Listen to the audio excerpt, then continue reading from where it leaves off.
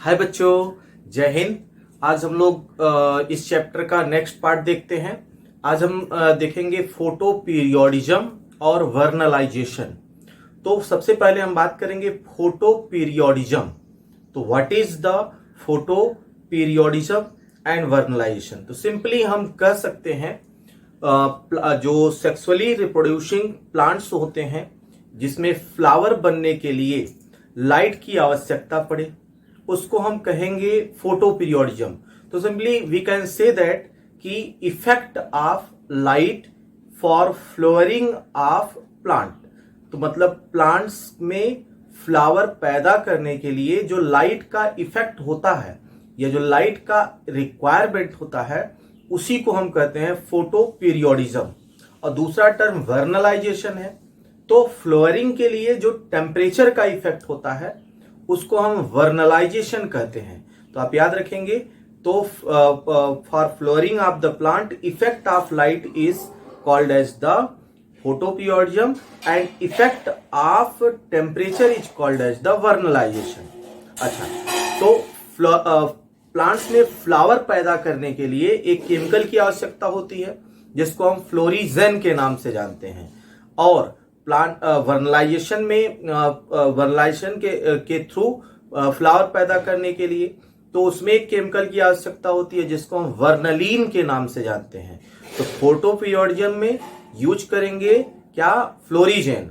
और वर्नलाइजेशन में यूज करेंगे क्या? वर्नलीन। ये दो केमिकल हैं, इंपॉर्टेंट हैं। तो आइए सीखते हैं फोटोपीरियोडिज्म। तो मतलब जो है लाइट से रिलेटेड है। फोटो मतलब लाइट से ये टॉपिक रिलेटेड है।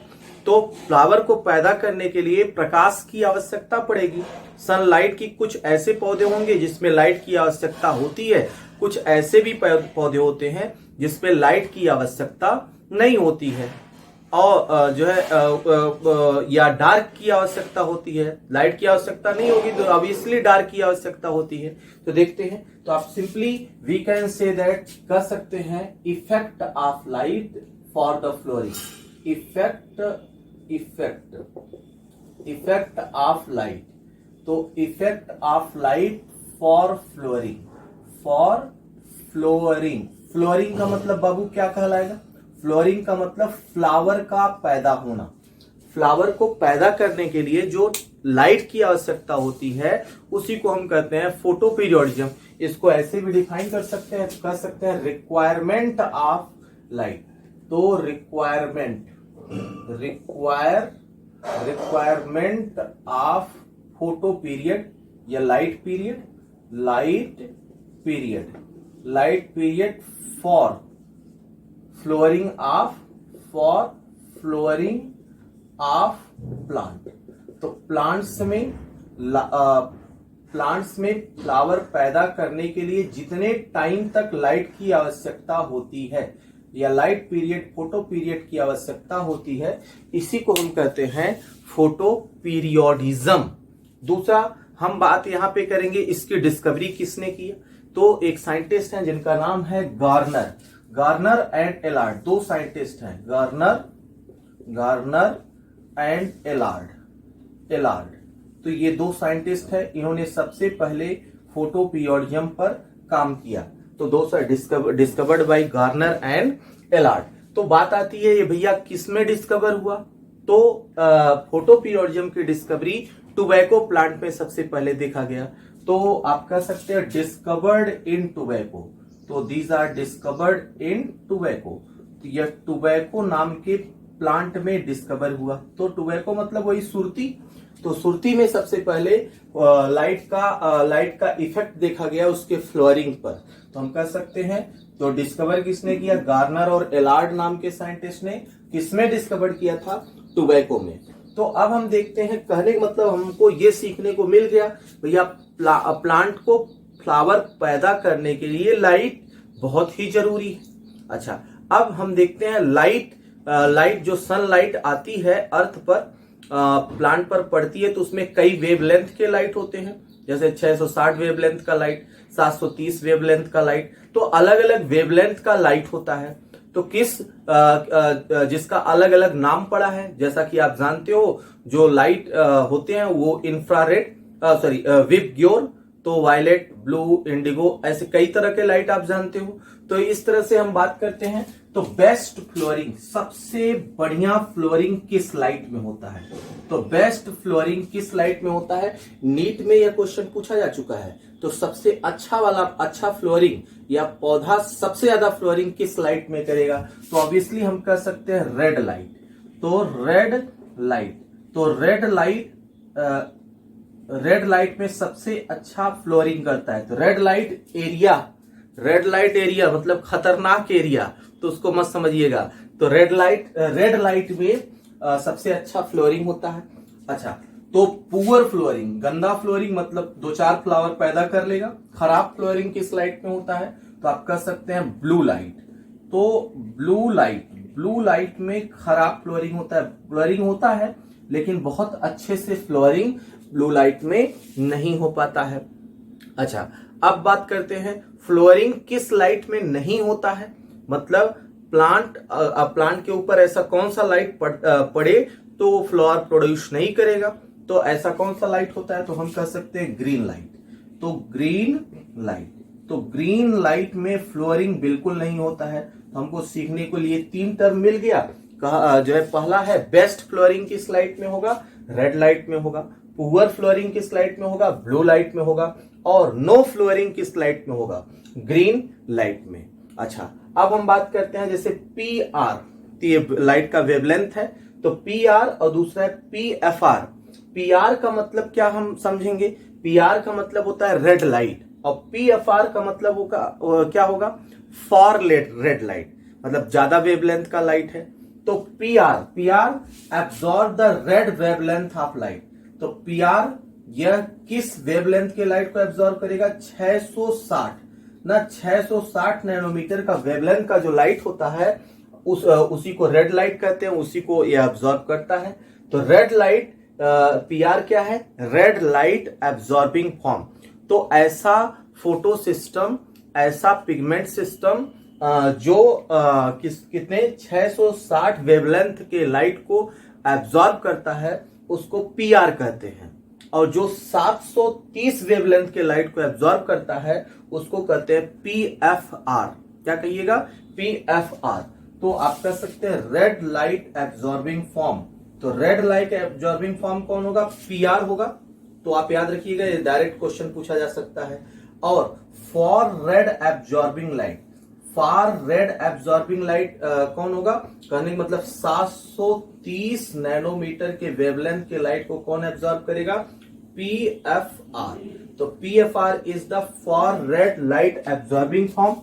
और PFR कितने वेवलेंथ के लाइट को एब्जॉर्ब करेगा? फॉर रेड वेवलेंथ, कहने का मतलब 730 नैनोमीटर के वेवलेंथ के लाइट को एब्जॉर्ब करता है। तो अब हम बात करते हैं लाइट के इफेक्ट के आधार पर प्लांट्स को 3 कैटेगरी में बांटा गया है। तो लाइट के रिक्वायरमेंट के आधार पर प्लांट को 3 कैटेगरी में बांटा गया है। तो पहला है लॉन्ग डे प्लांट, और दूसरा है शॉर्ट डे प्लांट, और तीसरा है डे न्यूट्रल प्लांट। तो लॉन्ग डे प्लांट जैसा कि नाम से क्लियर है, कहने का मतलब इसमें ऐसे प्लांट जिसमें पुष्प पैदा करने के लिए, फ्लावर पैदा करने के लिए ज्यादा टाइम तक लाइट चाहिए, ऐसे को लॉन्ग डे कहते हैं। लॉन्ग डे मतलब डे में ही लाइट ज्यादा होता है। डे को हम लाइट मैक्सिमम लाइट से इंक्लूड करेंगे, समझेंगे। तो ऐसे प्लांट जिनमें फ्लावर पैदा करने के लिए ज्यादा टाइम तक लाइट चाहिए उसको कहेंगे लॉन्ग डे, और जिसमें ज्यादा टाइम तक डार्क चाहिए, कहने का मतलब कम लाइट चाहिए, उसको हम कहेंगे शॉर्ट डे प्लांट। क्या कहिएगा? Short day plant. तो और जिसमें कोई भी लाइट की आवश्यकता ना हो फ्लावर पैदा करने के लिए, उसको डे न्यूट्रल के नाम से जानते हैं। तो आइए सीखते हैं। तो सबसे पहले हम सीखते हैं लॉन्ग डे प्लांट। तो what is the long day plant? तो ध्यान दीजिएगा, लॉन्ग डे प्लांट को शॉर्ट में हम कहते हैं LDP, लॉन्ग डे प्लांट, या इसी को हम कहते हैं शॉर्ट नाइट प्लांट। क्या कहिएगा? Short night plant. तो लॉन्ग डे प्लांट को हम नाम देते हैं शॉर्ट नाइट प्लांट। कहने का मतलब ज्यादा टाइम तक लाइट चाहिए, कहने का मतलब शॉर्ट नाइट प्लांट कहलाएगा, कम डार्क चाहिए इसको। अब जरा देखो, तो लॉन्ग डे प्लांट किसे कहते हैं? ऐसा प्लांट जिसमें फ्लावर प्रोड्यूस करने के लिए कम से कम 12 घंटे, मतलब 12 घंटे से भी अधिक लाइट चाहिए। अगर प्लांट को 12 घंटे से अधिक लाइट मिल रहा है तभी वो फ्लावर प्रोड्यूस कर पाएगा, तो ऐसे प्लांट्स को हम कहते हैं लॉन्ग डे प्लांट। तो अब जरा देखिए, required photo period more than 12 hour, तो 12 घंटे से अधिक लाइट चाहिए। तो ऐसे प्लांट जिसमें फ्लावर प्रोड्यूस करने के लिए 12 घंटे से अधिक लाइट चाहिए, उसको हम कहते हैं लॉन्ग डे प्लांट। या आप ऐसे कह सकते हैं, ऐसे प्लांट जिसमें 8 से 10 घंटे डार्क पीरियड चाहिए। कहने का मतलब कितना डार्क पीरियड? 8 से 10 घंटे, मतलब नाइट विदाउट लाइट। तो डार्क पीरियड का रिक्वायरमेंट कितना हो? 8 से 10 घंटे। या आप ऐसे कह लो, फोटो पीरियड या लाइट पीरियड की आवश्यकता कितनी हो? 12 घंटे से अधिक हो। तो ऐसे प्लांट को हम कहते हैं लॉन्ग डे प्लांट। तो लॉन्ग डे प्लांट का उदाहरण क्या है? तो हम याद करेंगे, वीट है, गेहूं है। तो गेहूं हो सकता है, और क्या हो सकता है? ओट हो सकता है, और क्या हो सकता है ना? रेडिश हो सकता है, और क्या हो सकता है? स्पिनच हो सकता है, और क्या हो सकता है? क्लोवर हो सकता है। तो इस तरह से एग्जाम्पल है, वीट, ओट, रेडिश, स्पिनच और क्लोवर। तो ये सब कैसे प्लांट हो गए? लॉन्ग डे प्लांट है। तो हमको ये याद रखना है, एग्जाम्पल बड़े इंपॉर्टेंट है। दूसरा है शॉर्ट डे प्लांट। तो शॉर्ट डे प्लांट को SDP कहते हैं। क्या कहिएगा? SDP। शॉर्ट डे प्लांट को SDP, या इसको हम कहते हैं लॉन्ग नाइट प्लांट। कहने का मतलब ऐसे प्लांट जिसमें फ्लावर पैदा करने के लिए कम लाइट की आवश्यकता पड़ेगी। कहने का मतलब ज्यादा डार्कनेस की आवश्यकता पड़ेगी, तो उसको हम कहेंगे, क्या कहेंगे? शॉर्ट डे प्लांट या लॉन्ग नाइट प्लांट। क्या कहिएगा? Long night plant. तो आप समझते हैं, रिक्वायर्ड फ्लावर को पैदा करने के लिए ज्यादा टाइम तक क्या चाहिए? फ्लावर को प्रोड्यूस करने के लिए ज्यादा टाइम तक डार्क पीरियड चाहिए। मतलब फोटो पीरियड या light period below the 12 hour, मतलब 12 घंटे से कम लाइट चाहिए। 12 घंटे से ज्यादा लाइट चाहिए तो लॉन्ग डे प्लांट, 12 घंटे से कम लाइट चाहिए तो शॉर्ट डे प्लांट। या आप ऐसे कह सकते हैं, रिक्वायर्ड डार्क पीरियड। कितना डार्क पीरियड? 13 से 16 घंटे तक, मतलब 13 से 16 घंटे तक उसको नाइट चाहिए, मतलब लाइट नहीं चाहिए। ऐसे प्लांट को हम कहते हैं शॉर्ट डे प्लांट। तो शॉर्ट डे प्लांट का एग्जांपल होता है पोटैटो, और क्या होगा? टोबैको, और क्या होगा? Sugar cane. ये 3 मेन प्लांट है, इसको हम याद रखेंगे। इसके अलावा भी बहुत सारे प्लांट हैं, तो आप याद रखेंगे शॉर्ट डे प्लांट का एग्जांपल है पोटैटो, टोबैको और शुगर। पोटैटो PTS, कौन है? PTS, मतलब पोटैटो, टोबैको और शुगर। अच्छा, अब हम बात करते हैं दूसरा डे न्यूट्रल प्लांट। तो भैया डे न्यूट्रल प्लांट क्या है? तो सिंपली हम डिफाइन कर सकते हैं, ऐसे प्लांट जिनमें कोई फ्लोरिंग करने के लिए कोई लाइट का कोई इफेक्ट ना पड़ता हो। तो नेक्स्ट टॉपिक हमारे पास है day neutral plant. Day neutral plant. तो डे न्यूट्रल प्लांट, तो इसको हम कह सकते हैं day neutral plant. What is the day neutral plant? तो आप कह सकते हो नो इफेक्ट ऑफ लाइट,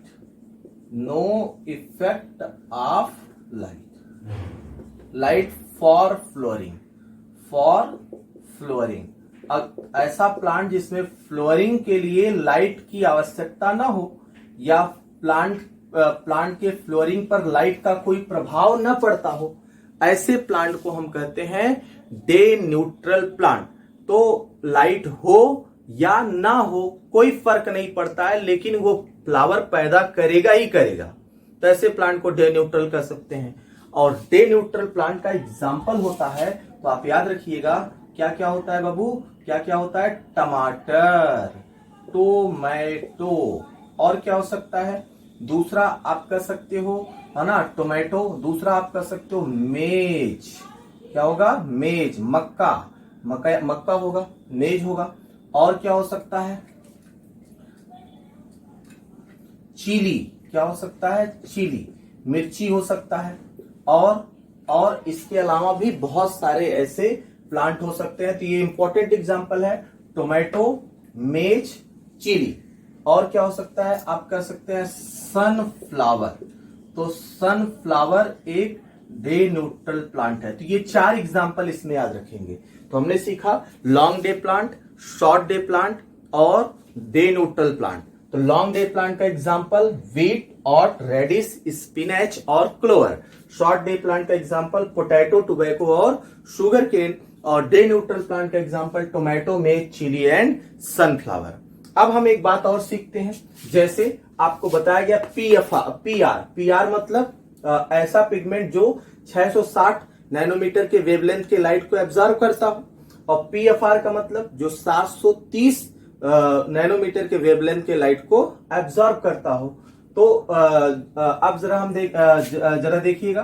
तो पीआर मतलब 660 से लेकर के 730 ना, इसी को हम कहते हैं रेड लाइट, या जो सनलाइट होता है वही कहलाता है रेड लाइट।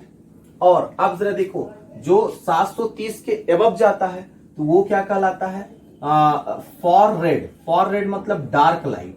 तो आप इसको कह सकते हैं डार्क लाइट। तो इस वेवलेंथ ऑफ लाइट मतलब 660 वेवलेंथ का जो लाइट होता है उस पे क्या होगा, तो यह वेवलेंथ ऑफ लाइट क्या करेगा, इनविट द फ्लोरिंग। तो inhibit the flowering in the LDP. Long day plant में फ्लोरिंग को इनविट करता है, लेकिन शॉर्ट डे प्लांट में फ्लोरिंग को स्टिमुलेट करता है। उसी तरह से अगर हम 730 की बात करें तो ये क्या करेगा, इनविट the flooring is the short day plant. तो शॉर्ट डे प्लांट में फ्लोरिंग को क्या करता है, इनविट करता है, लेकिन यह लॉन्ग डे प्लांट में फ्लोरिंग को क्या करेगा, स्टिमुलेट करेगा। तो इस तरह से हमने सीख लिया फोटो पीरियोडिज्म। अब हम लोग पढ़ने वाले हैं वर्नलाइजेशन।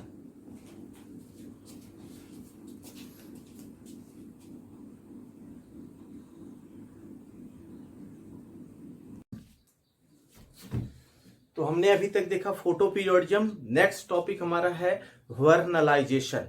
तो बाबू वर्नलाइजेशन को हिंदी में क्या कहिएगा, तो आप कह सकते हैं वसंतीकरण। क्या कहिएगा, वसंतीकरण। तो वर्नलाइजेशन को हिंदी में वसंत ऋतु, वसंतीकरण।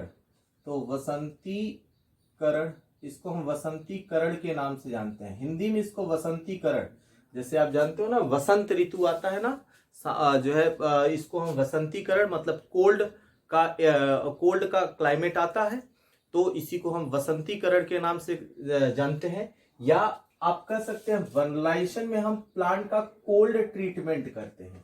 क्या करते हैं, कोल्ड ट्रीटमेंट। तो कोल्ड ट्रीटमेंट के नाम से भी इसको जाना जा सकता है। तो वर्नलाइजेशन में एक्चुअल में हम क्या करते हैं, कोल्ड ट्रीटमेंट करते हैं। तो वर्नलाइजेशन में क्या किया जाता है, कोल्ड ट्रीटमेंट। तो अब आता है वर्नलाइजेशन होता क्या है।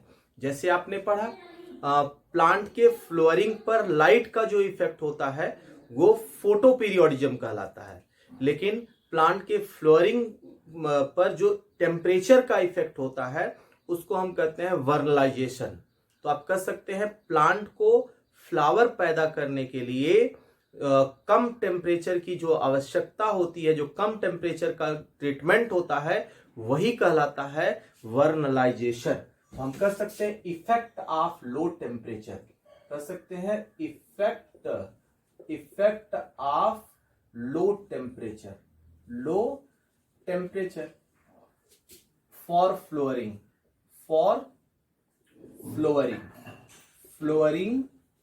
Of plant. तो प्लांट में लो टेम्परेचर का इफेक्ट या प्लांट को फ्लावर पैदा करने के लिए जो लो टेम्परेचर की आवश्यकता होती है उसी को हम कहते हैं वर्नलाइजेशन। अच्छा, सबसे पहले अगर हम बात करें तो वर्नलाइजेशन सबसे पहले किसने यह इफेक्ट, लो टेम्परेचर का जो इफेक्ट था, किस साइंटिस्ट ने देखा था। तो आप कह सकते हैं फर्स्ट रिपोर्टेड बाय क्लीपार्ट। तो क्लिपार्ट एक साइंटिस्ट है, इन्होंने सबसे पहले वर्नलाइजेशन का इफेक्ट प्लांट में देखा था, तो क्लिपार्ट नाम के साइंटिस्ट ने देखा था। अच्छा, वर्नलाइजेशन टर्म किस साइंटिस्ट ने दिया था? तो हम कह सकते हैं एक साइंटिस्ट है, तो term vernalization is given by Lysenko. Lysenko एक साइंटिस्ट है, इन्होंने वर्नलाइजेशन टर्म दिया था। तो vernalization term is given by the Lysenko. Lysenko एक साइंटिस्ट है। अच्छा, वर्नलाइजेशन को कहां पे क्लिपार्ट ने देखा था?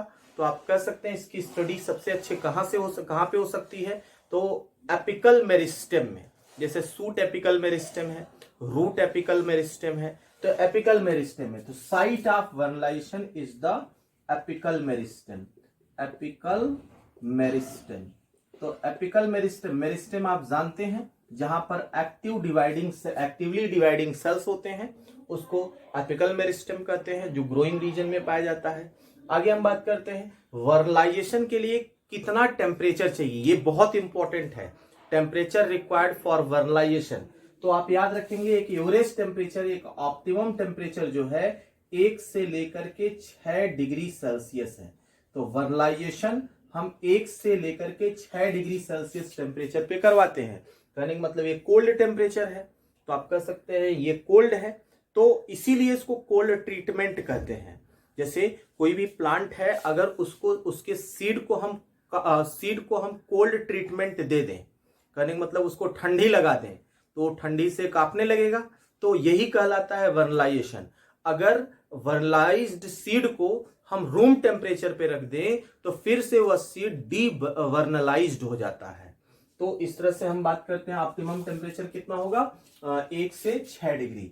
तो कौन सा अच्छा, तो जैसे ही हम 1 से 6 डिग्री सेल्सियस का टेम्परेचर प्रोवाइड करेंगे, तो सीड के अंदर एक केमिकल होता है, वो एक्टिव हो जाता है और वही वर्नलाइजेशन के लिए रिस्पॉन्सिबल होता है। तो कौन सा केमिकल वर्नलाइजेशन के लिए रिस्पॉन्सिबल होता है और बाद में वही केमिकल फ्लावर को प्रोड्यूस करता है, तो उस केमिकल का नाम होता है वर्नलीन। तो वर्नलीन, तो आप याद रखिएगा वर्नलीन। वर्नलीन इज दैट केमिकल। तो वर्नलीन एक हार्मोन्स है, तो वर्नलीन एक हार्मोन्स है which are responsible for the vernalization. तो ये सीड में पाया जाता है। तो ये किस टेम्परेचर पे एक्टिव होता है? 1 से 6 डिग्री सेल्सियस टेम्परेचर पर एक्टिव होता है। अच्छा, वर्नलाइजेशन होने के लिए किस चीज का नीड होगा, किस चीज का आवश्यकता होगा? तो आप कह सकते हैं कि वाटर की आवश्यकता होगी, पानी की आवश्यकता होगी, और किसकी आवश्यकता होगी? एयर की आवश्यकता होगी, और किसकी आवश्यकता होगी? लो टेम्परेचर की आवश्यकता होगी। Low temperature. तो these are 3 phenomena required for vernalization. तो ये तीनों इसेंशियल फेनामेना है, जब तक ये कंडीशन नहीं प्रोवाइड करेंगे तब तक वर्नलाइजेशन नहीं हो सकता है। तो हम इसको कह सकते हैं, इसको स्टडी जो है इस तरह से जान सकते हैं, प्लांट की वो ability to convert winter wheat into the spring wheat. तो विंटर व्हीट को स्प्रिंग व्हीट में कन्वर्ट करने की एबिलिटी को हम वर्नलाइजेशन कहते हैं। विंटर मतलब ठंडी, तो गेहूं की कुछ प्रजातियां, कुछ वैरायटीज होती हैं वो ठंडी में ग्रो करती हैं, कुछ प्रजातियां स्प्रिंग में ग्रो करती हैं, तो कुछ प्रजातियां विंटर में ग्रो करती हैं और कुछ प्रजातियां स्प्रिंग में। तो विंटर व्हीट को स्प्रिंग व्हीट में कन्वर्ट करना, विंटर व्हीट को स्प्रिंग व्हीट में कन्वर्ट करना, मतलब विंटर पौधा जो है, गेहूं जो विंटर सीजन में ग्रो करता है, फ्लवरिंग करता है, उसको जबरदस्ती हम स्प्रिंग सीजन में ग्रो करवाएं, तो ये कहलाता है वर्नलाइजेशन। किस प्रोसेस से ऐसा करवा सकते हैं? वर्नलाइजेशन। तो इस टर्म को आप याद रखिएंगे, ability to convert the winter wheat into the spring wheat. तो वर्नलाइजेशन इन जनरली कई पौधे में देखा गया, जैसे हम बात करते हैं बार्ली की, जैसे वीट की, जैसे राइस की, जैसे राई जो सरसों के दाने जैसा होता है। तो आप कह सकते हैं वर्नलाइजेशन किसमें देखने को मिल सकता है? वीट। तो आप कह सकते हैं वीट में देखने को मिल सकता है। और किस में देखने को मिल सकता है, राई में देखने को मिल सकता है, और किस में आप कर सकते हैं बार्ली में हो सकता है, बार्ली में हो सकता है, और किस में होता है राइस में। तो वीट, राई और बार्ली की दो दो वैरायटीज होती हैं, एक विंटर वैरायटीज होती है और एक स्प्रिंग वैरायटीज होती है। इसको ऐसे समझते हैं जैसे मान लो कश्मीर में कोई पौधा ग्रो कर रहा है, जैसे कोई पौधा है जैसे वीट है, वो ठंडी के सीजन में ग्रो करता है, सर ठंडी के सीजन में फ्लोरिंग करता है। तो अब उस जैसे उस पौधे को अगर हम ठंडी में ग्रो कराएंगे, है ना, तो लेकिन उसमें फ्लोरिंग समर में होगा, तो ठंडी में उसको हम ग्रो कराएंगे तो ठंडी में जैसे ठंडी का मौसम आया, सीड को जमीन में हमने गाड़ दिया तो कोल्ड ट्रीटमेंट मिला, और फिर इसके बाद क्या हुआ कि अब धीरे धीरे उसका रूट निकला, स्टेम निकला, फूल पत्ती जो है पत्तियां वगैरह सब निकलना शुरू हुआ, पौधा ग्रो करना शुरू किया। लेकिन जैसे उसमें फ्लावर बनाने वाली जो है फ्लावर बनाने की क्षमता जैसे ही आई, तब तक सीजन चेंज हो गया। अब सीजन चेंज हो गया, क्या वो फ्लावर पैदा कर पाएगा? बिल्कुल नहीं कर पाएगा, फ्लावर पैदा नहीं कर पाएगा। और जब वो फ्लावर पैदा नहीं कर पाएगा तो फ्रूट नहीं देगा, तो फ्रूट नहीं देगा। अब क्या करना पड़ेगा? उसको वेट करना पड़ेगा। अब जब वो सीजन क्रॉस हो जाएगा, तो सीजन जैसे ही वो क्रॉस होगा, तो अब जैसे ही वो सीजन खत्म होगा, फिर से धीरे धीरे विंटर आना शुरू हुआ, ठंडी का मौसम फिर से शुरू हुआ, और फिर जाकर के अब क्या जो है फिर जाकर के अब उसमें जैसे ही ठंडी आए तो उसमें फ्लोरिंग हो गया, फ्लोरिंग हो गया तो ग्रेन्स बन गया। तो यही अब ये प्रक्रिया होने में 2 साल लग गया। जैसे मान लो फिर से इसको समझते हैं, जैसे कोई ठंडी का पौधा है, जैसे ठंडी में किसी पौधे को विंटर वीट है, तो विंटर वीट को हमने विंटर वीट में फ्लोरिंग विंटर सीजन में हो रहा है, तो विंटर वीट को हमने जो है जमीन में गाड़ दिया। अब जमीन में गाड़ेंगे तो क्या हुआ? अब उससे रूट और स्टेम बनना शुरू हुआ। तब तक जब तक रूट और स्टेम बन के तैयार हुआ, तब तक समर आ गया। तो समर आया तो फ्लोरिंग होगा नहीं। अब वो पौधा सुसुप्त रह जाएगा, वैसे पड़ा रहेगा, और धीरे धीरे समर क्रॉस करेगा। जैसे ही मिड समर आया तो उसमें फ्लावर्स वगैरह बनना शुरू हो जाएंगे और विंटर में ग्रेन बन जाएंगे। तो अब जरा देखिए, पौधे से हमने कितने साल में कितने सीजन में ग्रेन प्राप्त किया?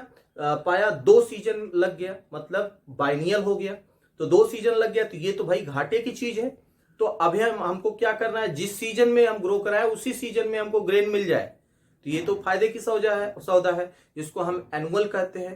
तो इसलिए आप कह सकते हैं वर्नलाइजेशन में क्या होता है, बाइनियल प्लांट जो होते हैं, बाइनियल प्लांट जैसे आप कह सकते हो बीट होता है ना, कैबेज होता है, शुगर बीट, तो शुगर बीट होता है, कैबेज होता है, कैरेट होता है, तो ये सब बाइनियल प्लांट है। तो बाइनियल प्लांट का उदाहरण क्या है? बाइनियल प्लांट का उदाहरण क्या है? शुगर बीट,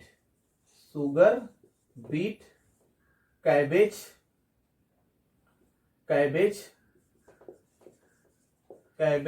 और कैरेट, तो ये सब बाइनियल प्लांट है। तो these are the biennial plant. कहने का मतलब इनको 2 साल लग जाता है फ्रूट और फ्लावर बनाने में।